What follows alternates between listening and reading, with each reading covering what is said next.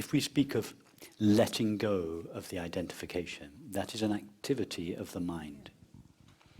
Rather than letting go of the identification, investigate the nature of the one that seems to be letting go.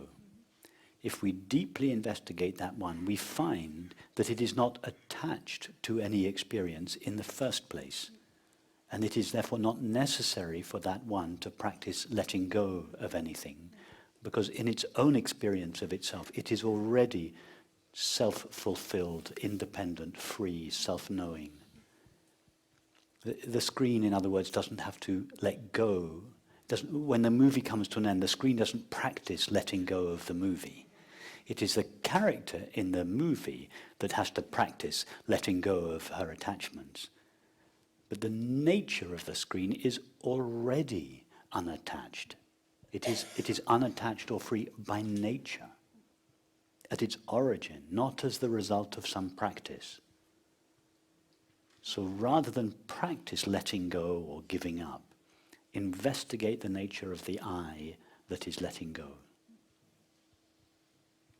Because if you practice letting go, you will remain as a limited I that has let go of a certain amount of her attachments. But that limited I will still remain.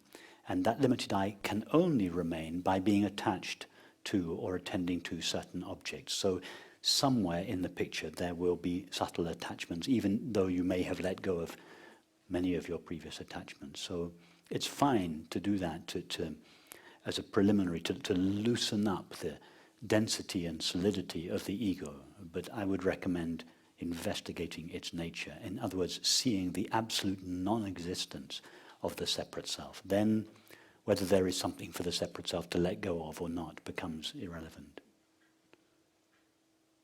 Yeah, I was really glad that I was investigating that part also, for what is there which is even wanting to letting go. I mean what you exactly what you were saying. Yeah.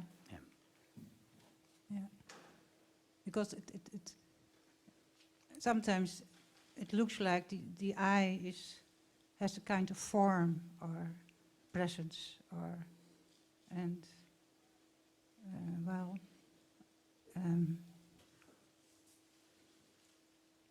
I want to go further than that. Yeah, the separate self can only exist by attaching itself to something. The separate self cannot stand alone. It can only stand by attaching itself to an object or directing its attention towards an object. The I cannot stand alone, or if the separate self stands alone, it collapses. Its separation collapses. It depends upon the association with or the identification with an object. That's how it maintains its illusory existence, by holding on to objects, by directing its attention to objects.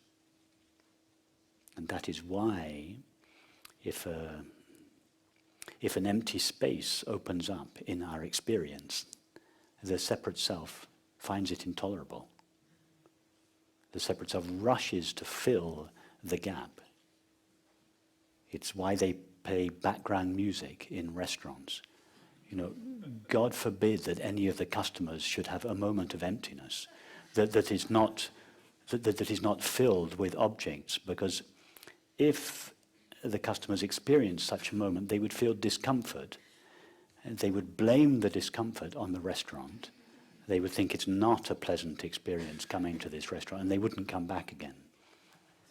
So the restaurant has a vested interest in making sure that there is not a moment in between conversations. Those awkward silences are immediately filled with pleasant background music, because it keeps the separate self in apparent existence. And therefore we never have to face the discomfort that lies at the origin of the separate self.